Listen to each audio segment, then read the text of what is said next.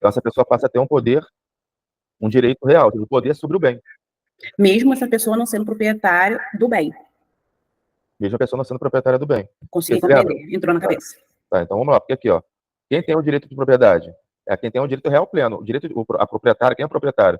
É quem tem a faculdade de usar, gozar, dispor da coisa, que é seja alienar ou doar, e reaver, né, o que é o direito de sequela. Esses poderes aqui eu posso transferir para outras pessoas. Então essa pessoa aqui ela vai ter um direito real o qual eu transferir. Então, por exemplo, eu posso transferir o direito de usar. Então essa pessoa vai ter direito real de uso, né? A pessoa pode ter o direito, eu posso transferir o direito de usar e gozar, ou seja, de usufruir. Né? Então essa pessoa vai ter o direito real de usufruto. Né? E esse direito real é o direito que eu tenho sobre a coisa. Então, por exemplo, enquanto proprietário, eu ainda permaneço com o direito de dispor da coisa. Então, eu posso alienar aquela coisa. E a pessoa que tem o direito real sobre aquilo, vai continuar tendo aquele poder. Então, por exemplo, o usufrutuário, ele tem o poder de usar e gozar. O proprietário, ele vende, por exemplo, uma fazenda. Né? E o novo proprietário não pode tirar o usufrutuário de lá, por conta desse poder que ele tem. Você entendeu? Se lembra uma vez que a gente deu aquele exemplo? Vamos supor, tem um filho, eu não sei, eu crio ele muito bem, mas eu não sei como é que vai ser no futuro, se um dia ele vai me trair ou não. Então eu vou lá e eu quero dar uma propriedade para ele, né? Mas eu fico com medo de um dia, o meu imóvel para ele, mas eu fico com medo de um dia ele me expulsar do imóvel. Aí o que eu faço? Eu dou a propriedade para ele fica sendo proprietário de uma casa. Mas eu reservo para mim, o pai, o direito de usufruto vitalício. O que significa isso? Eu vou ser usufrutuário até eu morrer. Meu filho nunca vai poder me expulsar da casa. Ele pode vender a casa? Pode, ele é proprietário. Mas o novo proprietário pode me expulsar? Não. Você entendeu? O usufruto só vai extinguir quando eu falecer. Né? Por isso que muita gente faz esse contrato com doação, eu dou para o meu filho, mas com reserva de usufrutos para mim. Ou seja, ele nunca vai poder me tirar, porque eu tenho um direito real sobre aquele bem. Ele pode vender? Pode. Não tem problema nenhum. O novo proprietário pode me tirar? Não. Porque eu tenho um poder sobre aquele bem, de usar e fruir. Entendeu? Beleza? Como exemplo aqui, eu trouxe o servidão de passagem, que o exemplo que a gente mais vê no dia a dia são esses de concessionária de serviço público. Né? A Enel, o direito de passar a fiação elétrica pelo nosso imóvel, a Prolagos, né? Direito de passagem de dutos de tubulação de água no nosso imóvel. Né? Então, se eu ver, posso vender meu imóvel? Posso vender meu imóvel. Mas o novo proprietário pode retirar esse poder, né, direito real de servidão sobre o imóvel? Não pode. Entendeu? Porque ele tem um poder sobre aquilo. Entendeu? Então, entendeu a diferença de direito reais e direitos pessoais? Direito reais já tem uma relação de poder com o bem. Não tem relação com pessoa nenhuma. Entendeu? E essa minha relação de poder tem os efeitos. Qual é o efeito? Todos devem respeitar esse poder. Né? Então, vou ter aqui as características dos direitos reais. Né? Eu tenho poder imediato sobre a coisa, ou seja, aquele exemplo que eu citei, né? Da propriedade, tem esse exemplo aqui, né? De propriedade e tal.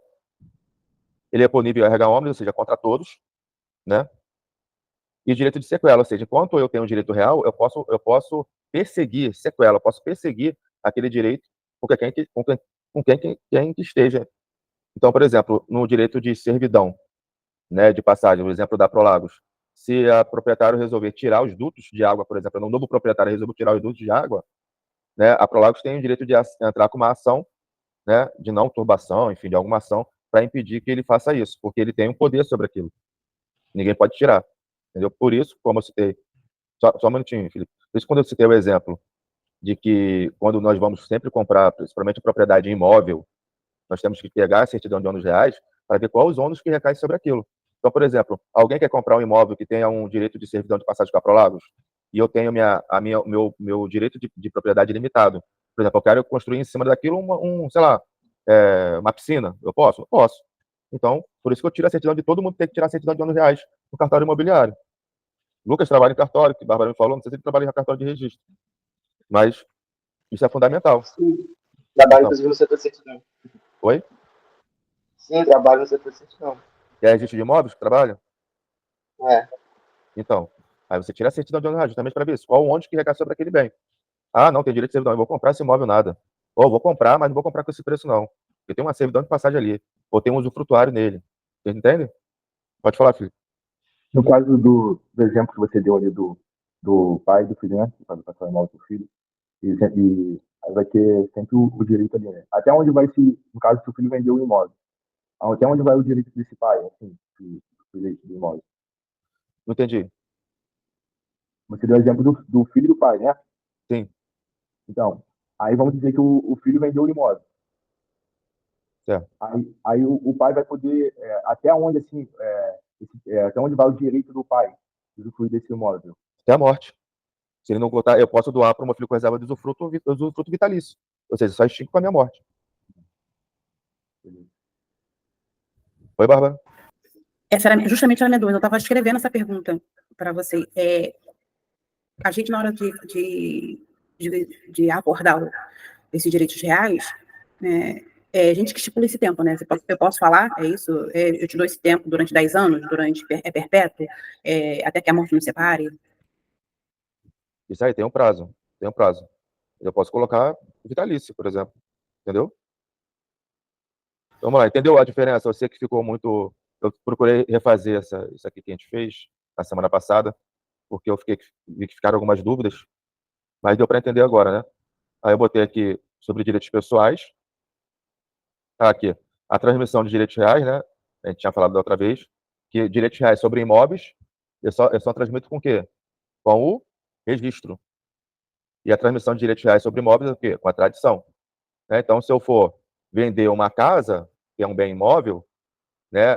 Essa casa, ela só vai passar a propriedade, ou ser direito real, por exemplo, eu posso passar meu usufruto para outro, enfim, só vai ter efeito com o registro, certo? Por que o registro? Para trazer maior segurança jurídica à operação. Por que para trazer maior segurança jurídica à operação? Gente, porque o imóvel, ele tem uma funcionalidade mais importante em termos de dignidade da pessoa humana que o próprio bem imóvel. Eu uso o imóvel para quê?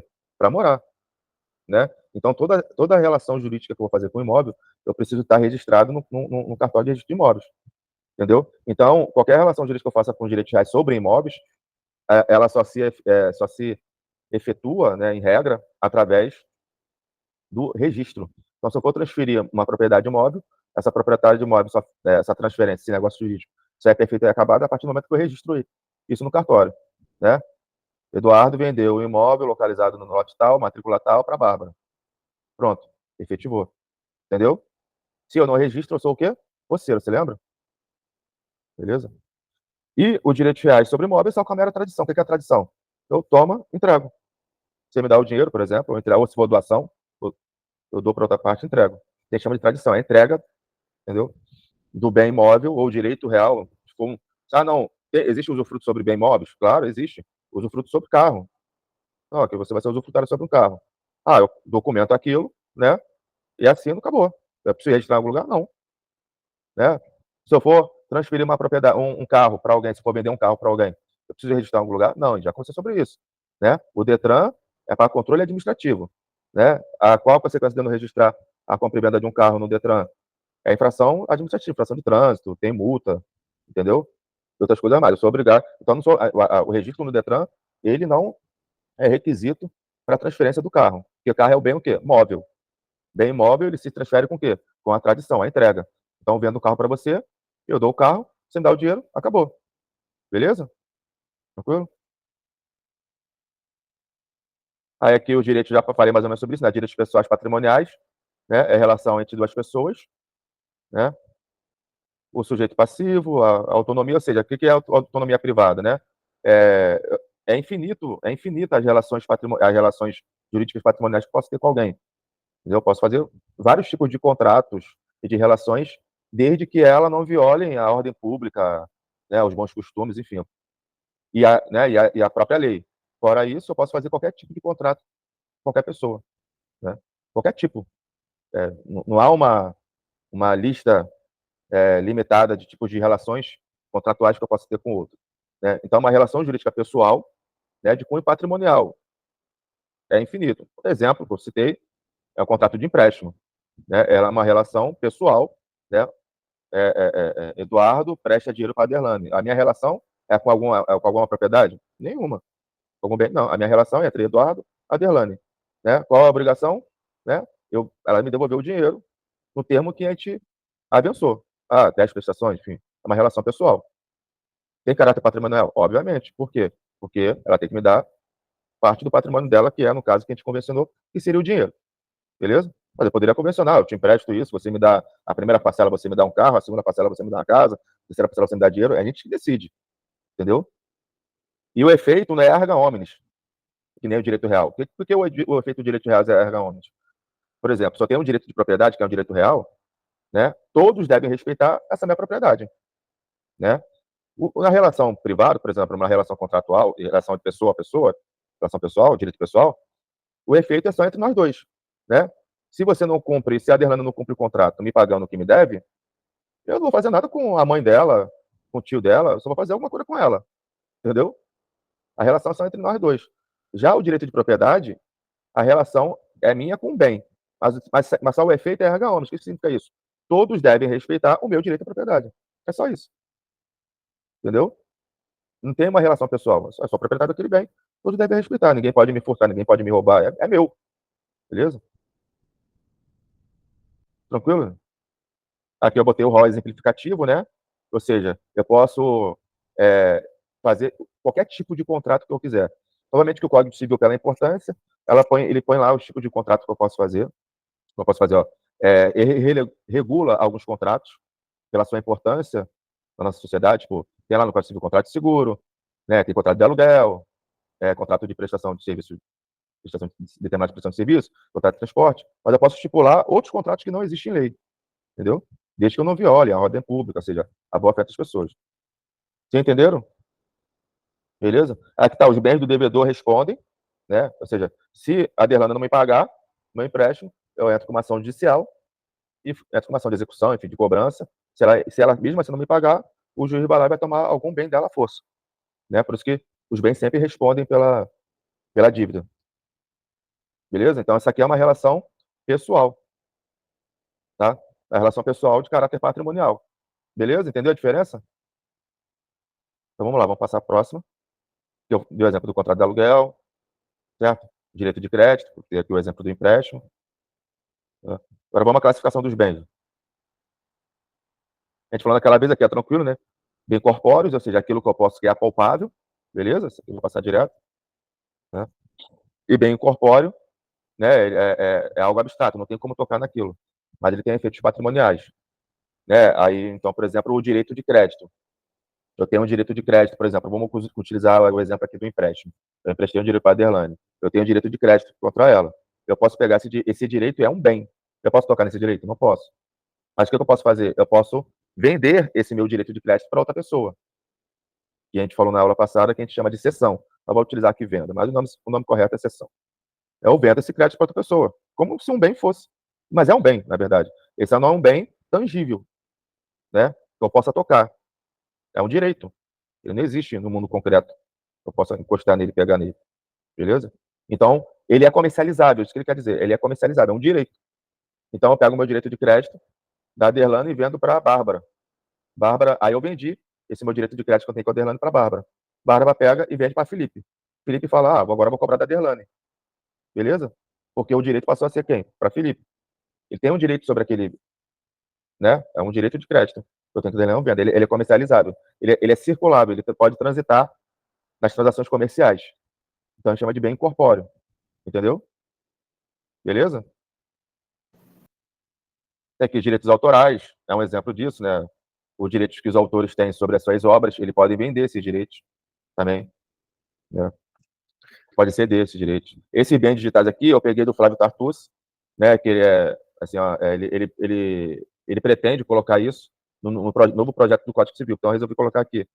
Enfim, arquivos eletrônicos, enfim, umas coisas. Ele diz que esse é um formato imaterial, mas tem valor patrimonial e tal. Ele entende que isso seja um bem imaterial. Eu resolvi colocar aqui, porque como ele está. O Flávio Tartucci é um professor renomado de Direito Civil, ele está participando da comissão do projeto de alteração do novo Código Civil. Muito provavelmente, antes de você terminar a faculdade, vai ter um novo Código Civil aí, muitas coisas você vai ter que estudar de novo. Mas a base, com certeza, você vai ter que estudar, por isso que eu resolvi colocar aqui. Provavelmente, isso pode ser que entre lá. Pode falar, Bernardo. Você colocou aí que bens incorpóreos, imateriais e intangíveis, como se fosse sinônimo. Entendeu?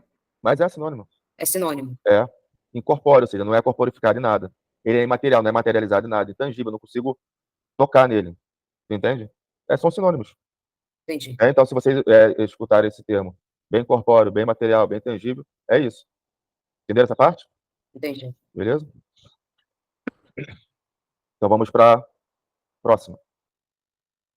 Quanto à mobilidade, aí aqui, mais ou menos, a gente falou também semana passada, bens imóveis, né? Então, se tem bens imóveis por natureza, ou seja, eu não consigo movê-lo, eu não consigo pegar, por que por natureza? Porque eu não consigo pegar e colocar de um lugar para outro, né? Então, é bem imóvel por natureza, né? Então, eu não tenho como falar assim, pô, Felipe, vamos comprar uma casa, vou te vender uma casa.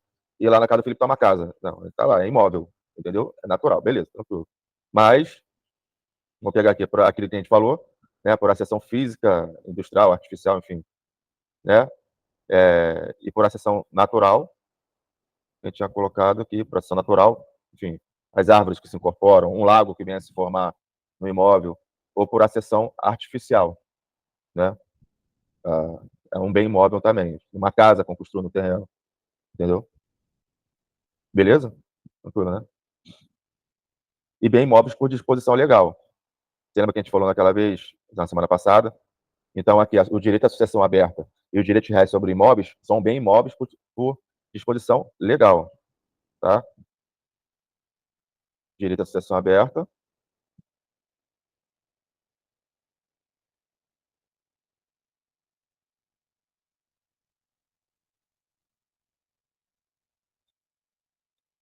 Beleza? Direito à sucessão aberta e direito de reais sobre imóveis.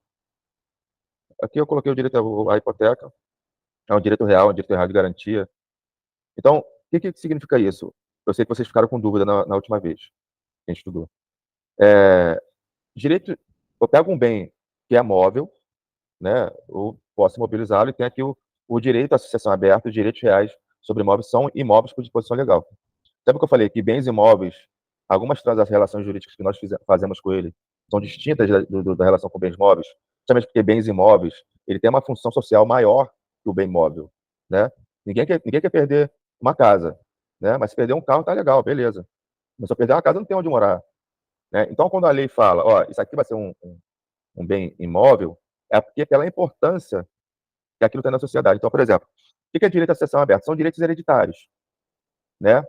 O que significa com isso? Eu posso fazer transações com esse direito hereditário? Posso. Então, se lembra aquele exemplo que nós demos semana passada? Eike Batista faleceu, ele é milionário, falam que ele foi à falência, mentira, ele tem muito dinheiro, e o Thor, que é filho do Eike, vai ter direito à herança. Contudo, para eu fazer a partilha, né, eu preciso do inventário. É um processo longo e demorado o inventário. O que Thor Batista faz? Eu estou sem dinheiro nenhum. Então ele pega o direito de herança e vende. Esse direito, ou seja, é um direito à sucessão, né? Ele vende aquilo. É a cessão de direitos hereditários que a gente chama. Né? Ele pode transicionar com aquilo. Ocorre que essa é um direito, é um bem imóvel por disposição legal. O que significa isso? Para ele fazer isso, eu preciso cumprir os mesmos requisitos que eu tenho que cumprir para transações que eu faço com imóveis. É isso que a lei está querendo dizer. Então, qualquer transação que eu faça com direitos reais, com direito de imóvel, enfim, com direito imóvel, eu tenho que ter o registro, eu tenho que ter a outorga, uxória, esse nome é outorga conjugal, uxória, ou seja, meu cônjuge tem que autorizar. Então, é isso que ele está querendo dizer. Ou seja, vou botar o termo assim, mas mesma burocracia que eu tenho que ter para fazer com relações com bens imóveis por natureza, por uma casa, por exemplo, eu tenho que ter com direitos hereditários. Estou dando um exemplo aqui do direito à sucessão aberta, entendeu? Então, eu posso vender meu direito à herança, né? Porque ainda não teve o quê? A partilha. Né? Então, eu estou sem dinheiro nenhum, não teve a partilha, está ainda com o processo de inventário, eu posso vender meus direitos hereditários. Contudo, isso tem que estar autorizado, ou pelo juiz, ou pelo cartório, tem que estar registrado, né? E isso tem que ter autorização do meu cônjuge. Ou seja, são os mesmos requisitos que eu tenho para transação com imóveis por natureza, imóvel natural. Entendeu? É por isso que ele fala que são bens imóveis por disposição legal. Beleza? Entendeu? Ou seja, a relação jurídica que eu vou ter com aquele bem não vai ser a mesma coisa como se fosse um bem imóvel. E os direitos reais sobre imóveis também são considerados. Direitos reais sobre imóveis também considerado bens imóveis.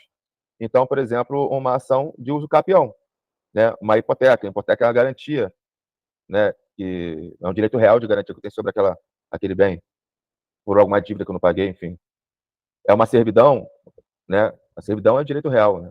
Também é considerado bem imóvel. A gente falou, o usufruto é um direito real, né? Então, os direitos reais sobre imóveis é considerado bem imóvel, né?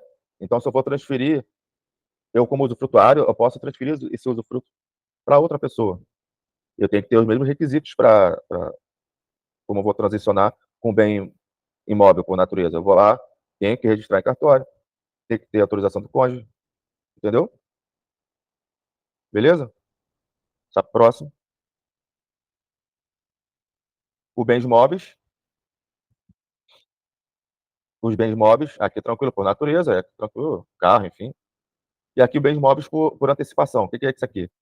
Bens móveis por antecipação é aquilo que eu quero, que é imóvel, né?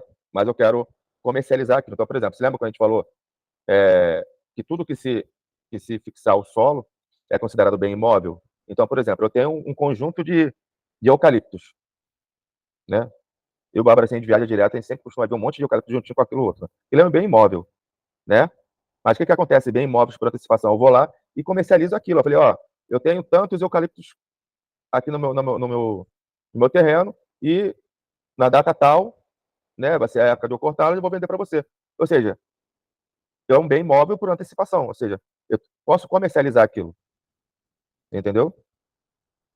Tudo que se incorpora ao solo, naturalmente ou artificialmente, não é bem imóvel, né? Então, estou dando um exemplo de incorporação natural. Enfim, árvores, frutos, né? Aquilo é bem imóvel. Eu posso mobilizá-lo, ou seja, eu posso transformar em bem imóveis. Como?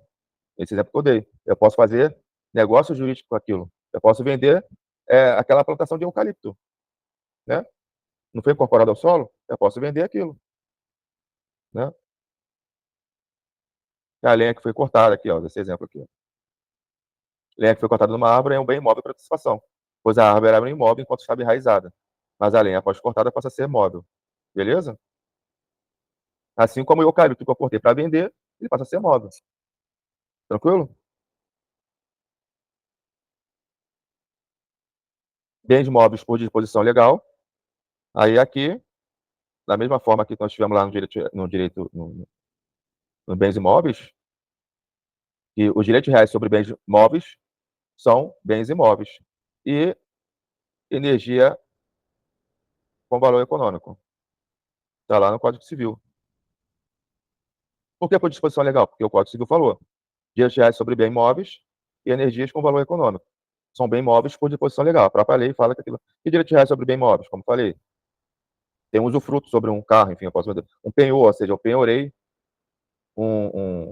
uma joia, peguei um empréstimo na Caixa Econômica, né, e penhorei uma joia, por exemplo.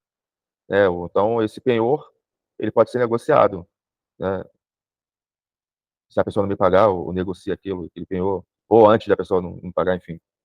Posso pegar aquele direito que eu tenho sobre aquele bem imóvel, que é o direito real, é um penhor, por exemplo, é uma garantia, vou pagar e negociar. Eu, como usufrutuário de um carro, por exemplo, eu também posso transferir esse direito de usufruto para outro, mas com as formalidades de negócio jurídico como qualquer bem imóvel, certo? Sem aquelas formalidades de bens imóveis, enfim.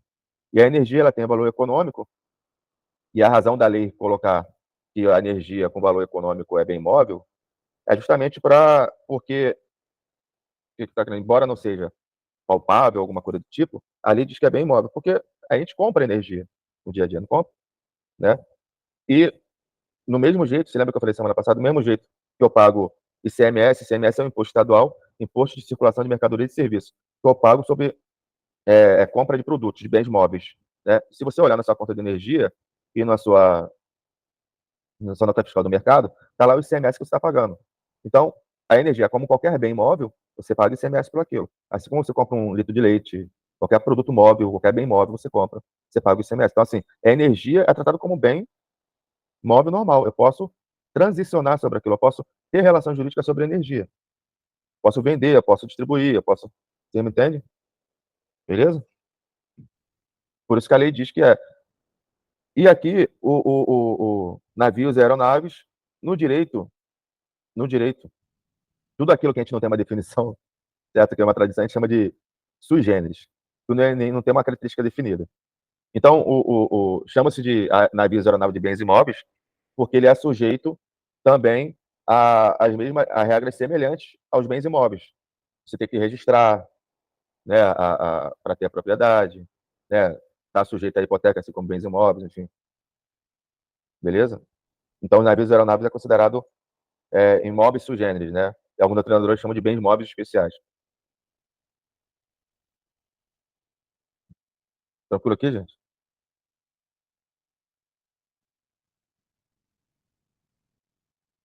As coisas estão se encaixando. Oi? As coisas estão se encaixando. Isso aí. Que quando você está falando, a gente está escrevendo, né? Então, por isso que a gente fica com essa cara. Mas agora esse material aqui tá mais bonitinho. Eu vou mandar para vocês. Então, vamos lá, gente. A classificação quanto à fungibilidade. Isso aqui é de extrema importância. Pessoal, rapidinho. Eu só vou ele pegar água. Tá? Aí eu vou